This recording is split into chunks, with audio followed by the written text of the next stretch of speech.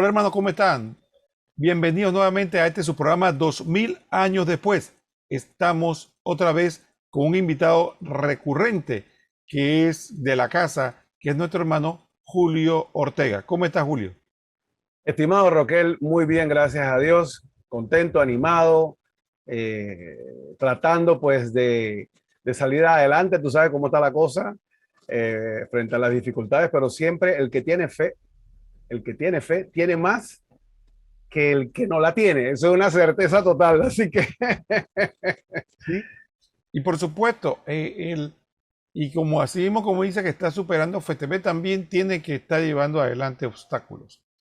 Y todos queremos que FTV pueda seguir adelante porque hemos recibido de alguna manera beneficios de su programación, de la evangelización que lleva adelante. ¿Cómo podemos ayudar a FTV? Bueno, de tres maneras muy concretas. Primero, obviamente, viendo su programación porque nadie ama lo que no conoce. Conozca la programación de FTV, infórmese, edifíquese con ella y usted va a querer el canal. El segundo aspecto importante es la oración. Recuerde que sin oración no podemos lograr nada de lo que hacemos, solamente la obra y la mano de Dios puede alcanzar las metas que nos trazamos. Y finalmente, recordar que PTV requiere de bienes materiales para poder funcionar. Podemos colaborar de manera efectiva a través de un voluntariado donde ofrecemos nuestro esfuerzo, trabajo a que FTV pueda alcanzar sus metas, pero también podemos proporcionar de manera efectiva un donativo a través de las tarjetas de Visa, Mastercard, tarjeta de crédito o la tarjeta clave. También en la transferencia a cuentas. Tenemos cuentas en tres bancos concretos: el Banco Nacional, el Global Bank y el Banco General. En estos tres bancos tenemos una cuenta que se llama Fundación para la Educación en Televisión. Fundación para Educación en Televisión, FTV. Y ahí, con mucho gusto, puede realizar su donativo. Lo importante no es el tamaño, sino el corazón con que usted lo dé. Y con muchos pequeños donativos podemos solventar varias de nuestras necesidades. Así que gracias por su apoyo y por su sintonía. Muy bien dicho esto, Julio, empezaste hablando de la fe y así decías es. que la fe, el que tiene fe, tiene algo más que el que no la tiene. ¿Podrías Así ahondar un es. poco más al respecto? Claro que sí, por supuesto. Definitivamente que la fe, yo creo que a veces subestimamos la fe, ¿verdad? Yo creo que este mundo nos ha llevado un poquito, este mundo materialista, nos ha llevado un poquito a confiar más en lo que podemos tocar que en lo que no vemos, ¿verdad? Entonces, definitivamente que es un hecho real que el que pone su fe en las cosas materiales y pone su fe en todo lo que pueda ver y tocar, sencillamente al final no va a cuidado que inclusive le puede dar hasta un tipo de problema nervioso, se va estresando porque las cosas no salen como uno quiere, ¿no? El mundo a veces parece que está diseñado como para tumbarnos de la tabla, ¿verdad? En la que vamos navegando. Entonces, al final, realmente, eh, todos tenemos que tener fe para poder ver las cosas. El empresario que va a montar un negocio, si confía en lo material, no monta ningún negocio, Roque. Si el inventor que quiere resolver un problema, el médico, me explico, quiere curar una enfermedad, si se apoya en lo material, o sea, en lo que ve, sencillamente lo único que va a ver es que no hay cura. Me explico, el empresario va a ver que no hay negocio, ¿no? Y así, o sea que realmente, si ustedes recuerdan en los programas anteriores, estimados FTvidentes, venimos hablando de la fe ya hace varios episodios, ¿verdad? Y uno de los puntos que habíamos tocado es que la fe es una gracia. O sea, habíamos mencionado que la fe es algo que Dios nos da, que nos regala. O sea, la fe es esa capacidad de creer en lo que no veo, ¿no? Entonces es un regalo que Dios nos da. Pero también la fe, vimos en otros programas que es un acto humano y aquí con lo que acabo de mencionar, pues comprobamos que es así. O sea, si yo no tengo fe en que esa mujer que amo, voy a ser feliz con ella cuando me case, pues eso no va para ningún lado. ¿Me explico? Porque sencillamente usted no tiene ninguna evidencia ni nada que pueda comprobar de que eso va a funcionar. Entonces, a veces subestimamos, como mencionaba Roquel al inicio, la fe. La fe está en todo. Está hasta en los ateos. Ellos tienen fe de que Dios no existe. Roquel, adelante. Julio, y haciendo un poco hincapié en lo que estás hablando acerca de la fe, ¿podrías contarnos un poco en tu proceso de conversión, dando un poco de tu testimonio? El tema, creo que una de las barreras que tiene la persona es que tiene fe, cree en Dios, Dios le da el don, pero empieza como una lucha donde como que quiere luchar como que me nos ha enseñado que la razón o que yo debo renunciar a mi razón, debo renunciar a pensar de manera lógica, debo renunciar a pensar de manera, digamos, sistemática para poder tener fe. ¿Cómo fue ese proceso? Mira, bueno, en mi caso, gracias a Dios, pues siento que el Espíritu Santo nunca me abandonó. Yo creo que no me abandonó porque yo lo buscaba, o sea, no dejé que se me fuera, ¿no? Dejé que se me fueran, lo dejé muy lejos, afortunadamente, ¿verdad? Y definitivamente, cuando uno habla de los dones del Espíritu Santo, hablamos casualmente que hay 4 dones de los 7 dones del Espíritu Santo, hay 4 que tienen que ver con la razón, 4 que apoyan a la razón. Entonces, a veces cuando leemos hablamos de estos dones, pensamos de que entendimiento, sabiduría, ciencia, consejo, que son los dones del Espíritu Santo que apoyan a la razón, lo vemos en el mundo material normal, pues del día a día, pero no es la ciencia, no es de la ciencia ni la sabiduría de las cosas de la vida, no, son las cosas de Dios. Entonces, el entendimiento definitivamente es algo que yo siento que no te podría dar una respuesta, lo veo como una gracia, Roquel, honestamente. Primero el deseo de buscar, el deseo de entender. O sea, gracias a Dios no he sido una persona que me creo lo primero que me dicen, que es una creencia de la gente que no cree de las personas que lo critican a uno como fideísta, como una persona, oye, pero tú no sales de la iglesia, no sé qué. Entonces creen que uno sencillamente, como uno tiene fe, uno tiene una fe ciega, que uno y es todo lo contrario. O sea, en mi caso, a mí me lleva a fortalecer mi fe el hecho de buscar por todos los medios físicos, no físicos, razones, lógicos, científicos, confirmar o buscar es a Dios. Obviamente, pues cuando uno empieza esta búsqueda, que es lo más sano, estimado Fetevvidente, cuando uno empieza esta búsqueda, no estás buscando, que ese es un problema también, no estás buscando confirmar que no existe Dios, ¿me explico?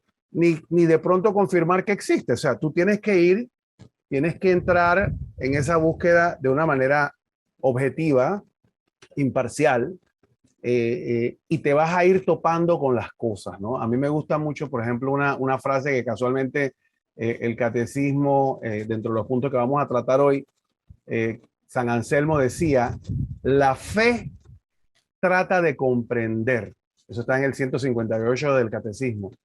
Y es verdad. O sea, cuando al final, en el fondo, realmente, cuando tú tienes fe en algo, ¿no? Tú tratas de entender y vas a comenzar a buscar para saber, para entender esa fe a qué se debe, esa creencia, ¿no? Por ejemplo, ¿qué te puedo decir? En el día a día, ¿qué pudiéramos dar un ejemplo? El amor, ¿no? El amor, o sea, ¿cómo funciona el amor? ¿Cómo lo puedo demostrar? No se puede. Entonces, ¿cómo es posible que alguien te ame? Y vamos a ponerlo en el contexto familiar, y podemos ver muchos casos así, de que hay hijos ingratos, Roquel, hijos ingratos, pero para la madre siempre va a tener fe en él, va a comprender él, lo va a amar. ¿Me explico? Siempre, para una madre, por más, o sea, entonces eso es algo que al final pues es una, volvemos al tema de que es una gracia y de que en la medida de que uno busque la manera de, como decía Anselmo de Canterbury, tratar de comprender, ¿no? Esa fe que tú tienes, en la medida que tú quieras tratar de comprender, vas a encontrar más y te vas a sentir más seguro de las cosas que no ves. Es más, aprovecho el punto que tú comentas, Roquel. Yo, en mi caso, yo me atrevo a decir, y eso es en mi caso es una realidad total. Yo confío más en la fe de mi iglesia que en la fe de la ciencia. Y te lo voy a poner así de sencillo. La ciencia está construida, tiene la necesidad de comprobar de que eso es, de que eso es falible, que eso no es cierto. La fe, o sea, la ciencia parte de eso. O sea, cualquier teoría científica, o sea, no existe la teoría científica infalible, porque la ciencia la va a rechazar de una vez porque no cumple con el requerimiento para poder ser ciencia. O sea, la ciencia necesita poder ser falsificable, es la palabra que usa. O sea, y voy a dar un ejemplo. Cuando hablamos un poquito de historia, vemos hablamos de Isaac Newton y hablamos de la gravedad, de la ley de la gravedad. Todo era cierto hasta que apareció Einstein. Y entonces nos confirmamos que un poco de cosas que decía Newton no eran ciertas. Y cuando aparece Einstein, sigue avanzando la ciencia y ahora hay muchas teorías que pueden estar inclusive invalidando algunas de las cosas de la teoría de la relatividad de Einstein. Entonces, ¿a qué quiero llegar con eso? Que la fe no te da ninguna certeza, no está no está en sus pilares, ¿no? El pilar de la ciencia es comprobar que estás equivocado. Si yo no puedo comprobar que algo está equivocado en la ciencia, entonces se convierte en una pseudociencia. ¿Y qué es eso? La astrología, ¿no? Que todos buscan, que no, lo que pasa es que tú sabes que cuando los planetas se alinean, tuvimos un eclipse de luna en estos días, entonces cuando eso ocurre, las energías, entonces, tú viste lo que te pasó al día siguiente, después del eclipse, eso se debe, entonces, es una pseudociencia porque no puedes corroborar que lo que te están diciendo es mentira, ¿no? Sencillamente te lo tienes que creer. Entonces, ese es el tema. Y en mi caso, afortunadamente, pues siempre he tratado de validar las cosas. Y hay una cosa que casualmente dice el numeral 159 del catecismo, que también queríamos revisar hoy. Dice fe y ciencia. Dice, a pesar de que la fe esté por encima de la razón, jamás puede haber contradicción entre ellas. Y eso es lo que yo he podido comprobar en mi vida, ¿no? En mi experiencia, la razón refuerza la fe y la fe te hace comprender con la razón. Roquel. Julio, hay un tema aquí que me parece interesante y es el tema del optimismo. La fe, la ciencia, mucha gente piensa que la ciencia ha comprobado todo, ¿no? Sin embargo, hay un principio anterior a la ciencia y es los primeros principios que no son comprobables. Por ejemplo, un primer principio es la capacidad del hombre de poder entender. Nosotros podríamos ser pesimistas y decir, ¿sabes qué? Nuestro cerebro no es capaz de entender la realidad y nosotros simple y llanamente, ¿para qué perder el tiempo entendiendo lo que pasa a nuestro alrededor? Porque nuestro cerebro es incompetente para entender eso o el misterio es muy grande para nosotros. Sin embargo, la ciencia parte de un cierto optimismo de que el hombre, con sus potencias mentales y un método determinado, puede alcanzar a entender lo que ocurre en el universo. Recuerdo una anécdota de un científico que alguien le preguntaba que si los astros se hubieran, en vez de moverse de manera elíptica, se hubieran movido de manera zigzagueante. Entonces el científico respondió que si eso hubiera pasado, obviamente era un hombre de fe, decía, Dios no hubiera dado un cerebro que pensara de esa manera para entenderlo. Entonces, Julio, la ciencia parte de esto, pero en cuanto a la fe, existe algo, como podríamos decir, como esa miga de pan en la que yo, por ejemplo, el científico, para poner un ejemplo concreto, parte de la premisa de que como mi cerebro, mi inteligencia, más el aval que yo tengo, me hace capaz de entender y yo aplico un método para tratar de descubrir y a su vez poder entender y eso me va llevando poco a poco en un avance y es como las migas de pan, ¿no? Cada avance que yo hago me comprueba de que sí soy capaz de entender, aunque no abarcarlo todo. Eso es en la ciencia, fíjese. Pero en la fe, Julio, en la fe no será que también hay esas migas de pan donde la persona cada vez que da un paso en su fe, en la fe verdadera obviamente, va recibiendo como esa retroalimentación en la que dice, oye, entonces lo que yo al principio como el optimismo del que cree que puede alcanzar conocimiento, también tiene este optimismo de que lo que creo es cierto, pero también recibe una cierta retroalimentación de que los resultados se van dando. ¿Es así, Julio? Claro, mira, de hecho, yo siempre comento de que no sé por qué cuando tocamos temas de fe o de espiritualidad, etcétera, la gente separa todo lo que aplica para la vida diaria, la separa de temas de fe, de temas de religión, porque sencillamente eso como que es otra cosa, y eso no es cierto. Decía San Agustín, creo para comprender y comprendo para creer mejor. Entonces, vuelvo al punto y es correcto. Están todas las evidencias ahí, Roquel. Siempre están para el que las quiere ver, ¿no? Eh, me causa gracia porque, mira, hasta en la ciencia, el científico más incrédulo, cuando va a buscar hacer una teoría o investigar algo, él empieza creyendo algo. ¿Sí o no, Roquel? O sea, si yo digo, no, tú sabes que yo creo que yo puedo curar el cáncer. O sea, él parte de ahí, él no parte de ninguna evidencia científica, él parte de una creencia. Entonces yo le voy a aplicar eso que acaba de decir San Agustín a ese científico que no cree en Dios.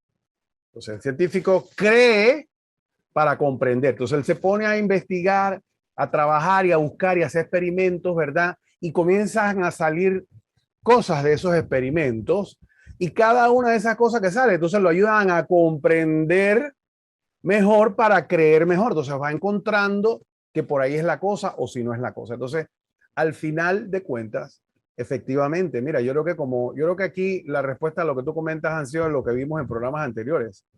Cuando tú tienes cuando hay algún tipo de, cuando tú estás cerrado a la fe, por cualquier cosa. Puede ser un tema de niñez, abusos, grandes decepciones, cosas, traumas por los que tú no te has recuperado. Entonces, esa gracia, esa capacidad de tener fe, no solo en Dios, sino en todo, se ve dañada. Entonces, en la medida en la que tú te abras a la fe, o sea, a la gracia, vamos a ponerlo así, tendrás una fe fortalecida y vas a poder comprender y ver las cosas y ver esas migajas que efectivamente nos llevan a la confirmación personal, digo yo, porque no podemos decir que hay evidencia física de que Dios existe. No, eso no la tenemos. No podemos llevar una forma consagrada al laboratorio, ¿no? Que sabemos los católicos, sabemos que ese es el cuerpo y sangre de Cristo. Y el hombre en el laboratorio, ¿verdad? Va a encontrar pan. Me explico, va a encontrar pan, salvo algunos milagros eucarísticos que se han dado, que han encontrado, pero normalmente lo físico es lo que nosotros, lo único que podemos ver cuando hacemos ese tipo de pruebas físicas. Y eso es lo que se va a encontrar. Y va a decir, mira, yo no puedo comprobar que aquí esto, y vuelvo y digo, y por eso los milagros se dan para hacer esas manifestaciones de confirmarte que, mira, era pan, ¿verdad? Bueno, ahora no. Me explico. Entonces, en ese sentido, sí hay, claro que sí hay. Yo creo que el principal obstáculo para encontrar esas migajas y poder confirmar es uno mismo. Estoy cerrado a la fe. estoy cerrado a interpretar apropiadamente, a tratar de comprender eso, permitiendo abrir el paraguas de todas las posibilidades, porque cuando uno no cree en Dios, tú cierras tu paraguas, entonces todo lo demás lo desechas. O sea, te vuelves un pseudocientífico, porque un verdadero científico se abre a toda la evidencia y objetivamente la analiza y trata de buscar una explicación. Así que en ese sentido, sí, Roquel, definitivamente yo siempre he dicho que el solo hecho de que cada día salga el sol es un milagro de Dios. Y no quiero que me entiendan como, estoy hablando, yo no soy científico, pero estoy hablando como si fuera un científico. O sea, que todos los días salga el sol, que todos los días, que la Tierra gire, que este universo esté como organizado, que nada se choca con nada, que todo, oye, se mantiene aquí y va evolucionando y las plantas crecen y hay alimentos y hay un ecosistema. Eso es un milagro, eso no debería estar sucediendo en el universo. ¿Cuántos planetas hemos encontrado habitados? Hemos mandado sondas, me explico, la norma es que no exista vida en el universo, eso es lo normal, ¿no? Lo normal es que cuando algo se le derrama, usted se le derrama el café, ese café no puede regresar a la taza a menos que usted agarre una esponja y ya cambió. Las cosas, cuando el agua se evapora, esa misma agua usted no la puede desevaporar y volver el agua de nuevo. O sea, la tendencia de las cosas en el universo, aquí enfrente de su casa, es que no sean, que no estén que no sean regulares, que no esté ordenado. La tendencia al desorden es lo normal. Las cosas se derraman, las cosas se quiebran.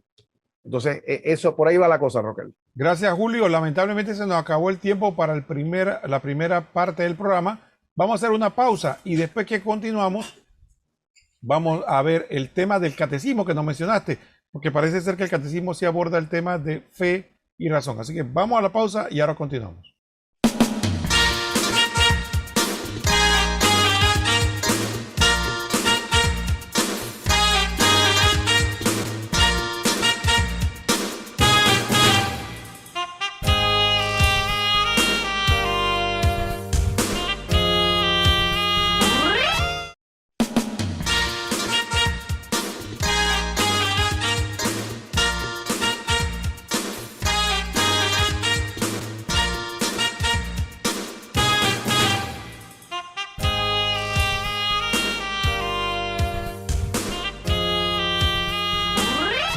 Hola hermanos, estamos de vuelta en este programa 2000 años después y estamos con nuestro hermano Julio Ortega comentando el tema de la fe y razón. Hicimos como una introducción al inicio, hablando un poco acerca de la apertura a la razón, a la apertura a la fe y cómo en muchas ocasiones tienen similitudes, aunque la gente no lo quiera ver. Lo interesante de todo esto es que nuestra iglesia ha reflexionado a través de los siglos sobre este tema y de hecho tenemos el catecismo, nos habla de este tema. Y Julio nos iba a comentar en este aspecto. Julio. Sí, correcto, Roque. Yo quería leer un poquito aquí el numeral 156. Estamos en la parte del catecismo que se llama características de la fe, que es lo que venimos pues, viendo en algunos programas anteriores. ¿Qué características tiene la fe? Como dije al inicio, pues la fe es una gracia, la fe también es un acto humano, pero además la fe y la inteligencia están conectadas, ¿no? Entonces, el 156 del catecismo dice, el motivo de creer no radica en el hecho de que las verdades reveladas aparezcan como verdaderas e inteligibles a la luz de nuestra razón natural. O sea, creer no significa, o sea, no radica en el hecho, yo no creo porque veo las cosas. O sea, me explico. O sea, yo sé que existe la frase ver para creer de Santo Tomás, pero cuando tú crees en algo, en la mayoría de las veces no radica en cosas que sean inteligibles, o sea, que tú puedas entender, ¿no? De hecho, muchas cosas que nos suceden no las podemos entender. Entonces, dice el catecismo, el motivo de creer no radica en el hecho de las verdades reveladas, que las verdades reveladas aparezcan como verdaderas e inteligibles a la luz de nuestra razón natural. Dice, creemos a causa de la autoridad de Dios mismo, que revela y que no puede engañarse ni engañarnos.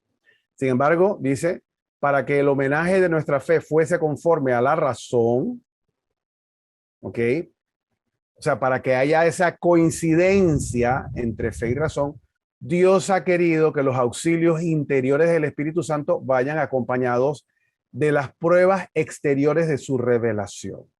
Eso es sumamente importante porque fuera de que nosotros tenemos la capacidad de creer sin necesariamente tener las evidencias, porque sí, y como lo hemos comentado en este espacio, en este programa de hoy, un científico no cree viendo que puede encontrar la cura ni que puede inventar algo. Él se lo cree primero y después busca cómo volverlo realidad. Entonces, a pesar de que tenemos esa capacidad y que muchas veces no queremos aplicar en temas de fe, ¿verdad? Porque nos cerramos a la gracia, ¿no? Sin embargo, Dios sí ha querido darnos auxilios adicionales como pruebas de su revelación, de su verdad. ¿Cuáles son esos auxilios? Hombre, los milagros de Cristo y de los santos. Aquí el catecismo lo menciona en Marcos 16, dice 16:20, ellos por su parte salieron a predicar en todos los lugares. El Señor actuaba con ellos y confirmaba el mensaje con los milagros que los acompañaban. O sea, estas son pruebas para confirmar la fe, para dar esas migajas adicionales, esas evidencias adicionales que nos lleven a creer, ¿no? Son pruebas exteriores. Vemos, por ejemplo, en Hechos 2 de los apóstoles, también cuando hablamos en el número 4, dice, todos quedaron llenos del Espíritu Santo en el momento del Pentecostés y comenzaron a hablar en otras lenguas según el Espíritu les concedía que se expresaran. O sea, todas estas cosas que todo el mundo afuera se admiraba, decía, oye, pero sí, ¿cómo puede ser que yo estoy hablando, yo los escucho hablando en muchas lenguas y todo el mundo, o sea, todas esas son evidencias que nos da Dios para poder, y me gusta la frase que usaste, Roquel, esas migajas que cuando estás cerrado a la fe le quieres dar una explicación científica a algo que no puedes dárselo. Me explico, yo no le puedo dar una explicación científica a las cosas que no son físicas, ¿ok? Vemos otros auxilios y pruebas de Dios, las profecías. Vemos en los libros en los evangelios la importancia que ponen los evangelistas en confirmar cada vez que ocurre algo, y así como lo decía la profecía, no se le quebraron los huesos, y así como para cumplir con la profecía. O sea, eso en su tiempo, y todavía debería tener esa misma vigencia, eran evidencias que los mismos evangelistas tratan de documentar para que sean evidencias para siempre, para nosotros hoy, aquí, 2000 años después, como se llama el programa, ¿no? La propagación y santidad de la iglesia. Yo el fin de semana estuve conversando, Roquel, con una persona, me dice que no, Julio, pero es que la iglesia, mira, es un desastre, eso no tiene remedio, o sea, una cosa así toda negativa. Y yo le digo, yo le digo, ¿tú sabes qué? Eso es parte del milagro de Dios, mira, porque si no fuera iglesia de Dios, si no fuera la iglesia de Jesucristo, no existiría la iglesia, porque ninguna entidad, institución, organismo humano ha durado más de o sea, no ha llegado a durar 2000 años solo por los humanos, porque nosotros encontramos la manera de desbaratar las cosas, de destruirlas, de corromperlas. Y la iglesia no solamente se ha mantenido 2000 años, a pesar de todos los pecadores corruptos, todos los que estamos adentro, todos los que tenemos todos los pecados habidos y por haber, estamos en esa iglesia, y esa iglesia sigue andando y creciendo y dando santos. En estos días, el Papa Francisco canonizó 10 santos más. ¿Me explico? Entonces siguen dándose santos a pesar de la corrupción del ser humano, que no va a cambiar nunca, que existe desde el primer día que Jesucristo fundó su iglesia, escogió sus apóstoles. todos estaban al mismo. Pedro le dijo, Satanás, vete fuera de mi camino. Judas traiciona al Señor. O sea, yo no sé qué esperamos nosotros. Me causa mucha gracia. En estos días estaba viendo unos comentarios en las redes de alguien que se estaba quejando de algo en una iglesia, ¿no? Tú te das cuenta que son personas que realmente no están cerca de la iglesia porque no. Mira, tú me preguntaste algo al inicio, Roquel, de cómo yo regresé. Yo regresé a la iglesia y gracias a Dios estoy en la iglesia porque me di cuenta de que la iglesia estaba hecha para los pecadores, para todos los pecadores, para todos los que tenemos que necesitamos cura. Solo por eso yo regresé. Yo pensaba que la iglesia era para los santos. Yo creo que hay mucha gente que cree que la iglesia es para los santos, ¿no? Y realmente no es así. Y por eso se dan todas estas cosas que nosotros, estos escándalos que vemos en la iglesia, pero que no le van a impedir a la iglesia, ni la van a destruir, ni van a pedir que siga produciendo santos, que sea fecunda, que sea estable, a pesar de todas las cosas que... Mira, si nosotros pudiéramos estudiar, si pudiéramos, estimado Fete, estudia la historia de la iglesia. Es impresionante lo que ha pasado en la iglesia. Hemos tenido de todo, hemos tenido papas corruptos, hemos tenido de todo, no se imagina. Y la iglesia todavía existe, sigue creciendo, creando santos, siendo fecunda, propagando la fe. O sea, no la podemos destruir. Además, por ahí dice un dicho, una anécdota del tiempo de Napoleón, que decía que Napoleón alinea todo cuando conquistó pues al Vaticano, llamémosle lo que se llamaba el Vaticano entonces, ¿no? Y pone a todos los cardenales y todo, les dice ahí, bueno, yo voy a acabar con la iglesia, ¿verdad? Porque no sé qué. Entonces había un obispo por ahí que nada más se reía cada vez que Napoleón decía, sí, voy a destruir y voy a acabar y que Dios no va a existir más y no va a quedar nada en pie de esta iglesia. Y este curita nada más se reía y se reía. Entonces Napoleón le preguntó, ¿ustedes de qué se ríen? Dice, no, hombre, emperador, mire, ¿sabe lo que pasa? Es que yo me río porque nosotros aquí dentro de la iglesia hemos estado tratando de destruirla por más de 2000 años y usted cree que usted va a venir a destruirla desde afuera. ¿Me explico? Entonces, esas son las cosas de la iglesia. Entonces, al final, la fe, nosotros lo que recibimos de Dios son signos a través de todo esto que acabamos de mencionar, signos certísimos, vamos a ponerlo así, como dice el catecismo, de la revelación divina, adaptados a la inteligencia de todos. Todos estos milagros, todas estas profecías se dan para facilitarnos el poder creer. Roquel.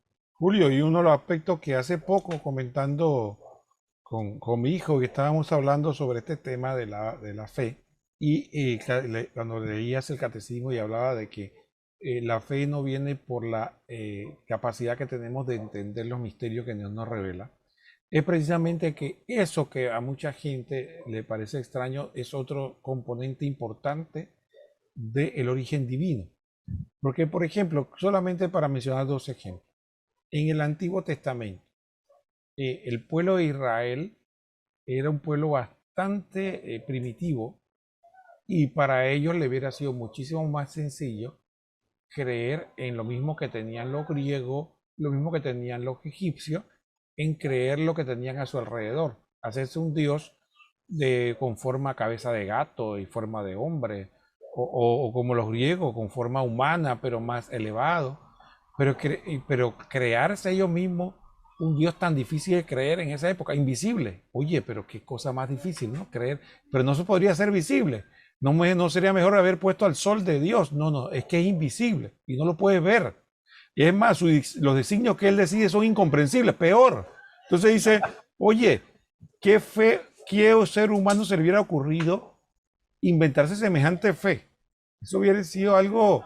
Y entonces, si ustedes se dan cuenta, todo eso que dice Dios, entonces ese Dios, que supuestamente algunos dicen que se inventaron los hebreos, un pueblo tan primitivo, se crea un Dios inmanente, trascendente, todopoderoso, conceptos que efectivamente las personas los pueblos que tenían a su alrededor ni se le ocurrían, por eso era tan extraño para el resto de los pueblos el pueblo de Israel, y por eso el pueblo de Israel era tan tentado, porque él era muy difícil mantenerse en esa fe. Era más fácil creer en Amón, era más fácil creer en los dioses griegos, era más fácil creer en Baal, era más fácil creer en esos dioses porque eso eran creaciones humanas que estaban hechos precisamente para eso, para que sean fácil de creer.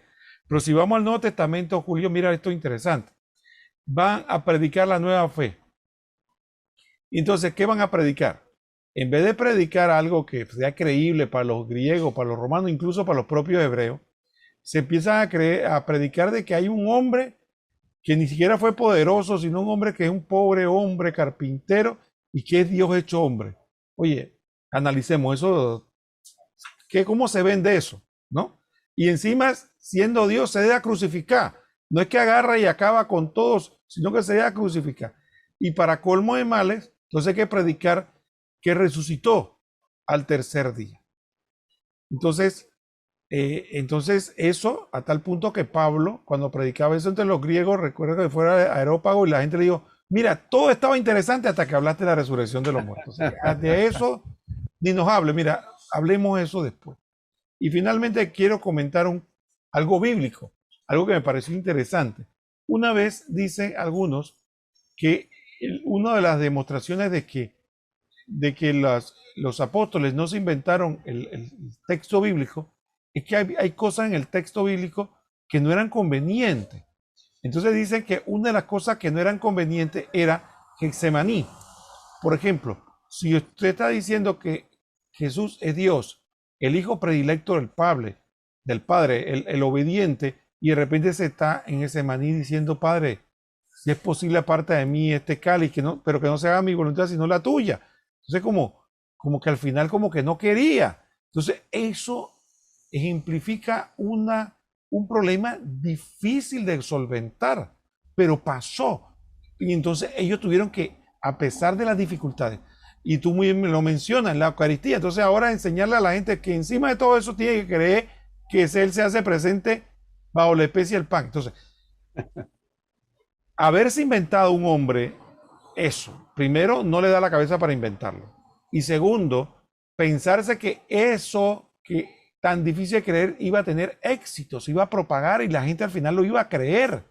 ¿Y cómo iba a sostener en el tiempo esa fe en algo de que Jesucristo resucitó, pero yo nunca lo he visto? Dice que está presente en la Eucaristía, pero no lo puedo comprobar, ¿no? Dios hecho hombre, verdadero Dios, verdadero hombre. ¿Quién había visto semejante cosa?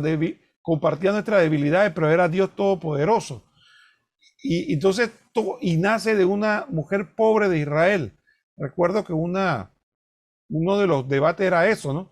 Que algunos decían que no podían creer que el Dios trascendente, omnipotente, eterno, había decidido encarnarse en una mujer pobre de Israel y que había nacido de ella en un pesebre, que eso es absolutamente inconcebible. Entonces, pensarse que alguien, un ser humano, se inventó eso y que ha podido además en el tiempo darle sostenibilidad para que la gente después de 2000 años siguiera creyendo sobre esto. Exacto. Y pensar que eso era una obra humana, entonces analícelo usted mismo, piénselo si la fe viene de la capacidad nuestra de entender o de crear algo, una idea que fuera vendible, o al contrario nos dieron todo lo contrario, algo que no era para nada vendible, pero que el poder de Dios nos ha sostenido. Julio. No, y agrego a lo que dices, y morir por eso. O sea, y que te torturen por eso. Los primeros 300 años de la iglesia fueron mártires tras mártires tras mártires. Los papas no duraban, creo que ni 15 días. Todo el mundo iba para el Coliseo, le iban a comerse los leones, le pasaban trituradoras encima. O sea, y la gente que tan fácil como decir, no, no, no, no, mira, no, eso era, no, yo no creo. No, no, no, se mantenían en su fe hasta la muerte. O sea, eso es ridículo, eso es ridículo. Por lo tanto, tiene que ser verdad. Entonces, hay algo que se nos escapa. Entonces, no, lo que pasa es que la gente de pronto dirá, Roquel, que eran fanáticos religiosos, pues, porque eso está muy también comprensible. Yo la verdad es que yo creo que voy a apoyarme un poquito en el 157 del catecismo. Dice, ciertamente las verdades reveladas pueden parecer oscuras a la razón y a la experiencia humana. Dice, mira, lo anticipa, ¿no? Pero la certeza que da la luz divina es mayor que la que da la luz de la razón natural. Eso lo dijo Santo Tomás de Aquino. Entonces, volvemos al punto inicial, el punto de que yo agarre un frijol. Bueno, y este ejemplo de pronto va a ser muy fácil. Vamos a hablar de un ejemplo más difícil. Una bellota esa de pino, un conito de esos de pino, ¿no? Yo te digo, dizque, mira, ¿qué es esto? Y tú me dices, no, eso es una semilla de pino. Yo te digo, no, eso es un pino de 35 metros de altura. O sea, tú me vas a decir a mí que yo estoy loco. No, esto es un pino, o que te enseño un frijol y te diga que esto va a ser, este frijol va a ser mi próxima plantación de frijoles. Un frijol. Entonces me va a decir, te volviste loco, pero es que no tenemos la capacidad de ver más allá. O sea, repito lo que acabo de leer. Ciertamente las verdades reveladas pueden parecer oscuras a la razón. Que un conito sea un árbol que una semilla de roble, que una semilla de mostaza llegue a ser lo que es. O sea, no tiene lógica. Es oscuro a la razón, pero es verdad. Entonces, yo creo que aquí lo importante es que darnos cuenta de que al final lo importante es confirmar que nosotros no podemos confirmar materialmente las cosas que no son de este mundo. Eso es sencillo. Yo no sé qué tanta complicación podría tener para algunos el querer confirmar algo que no puedes confirmarlo porque no es material. Hombre, si no es material, entonces no existe, no es cierto.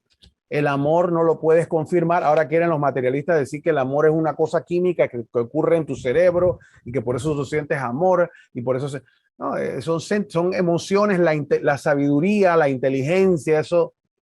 ¿Me explico?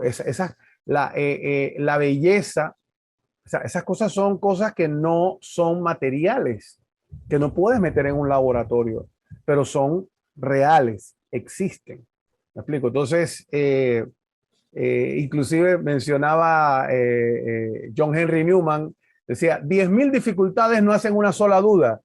O sea, mira, y es interesante, volvemos al mismo ejemplo. Vamos a poner un científico o alguien que no cree en Dios. Pues bueno, tú ves la historia de estos científicos que le dan y le dan y le dan y le dan y todo los resultados son negativos, pero siguen dándole. ¿Por qué? Porque tienen fe en algo. Entonces dice John Henry Newman, dice, 10.000 dificultades jamás van a cambiar, van a ponerte una duda donde está la fe. Y la fe y la razón se complementan, son necesarias. Decía Juan Pablo II, decía Juan Pablo II, que el ser humano la fe y la razón para el ser humano son como dos alas.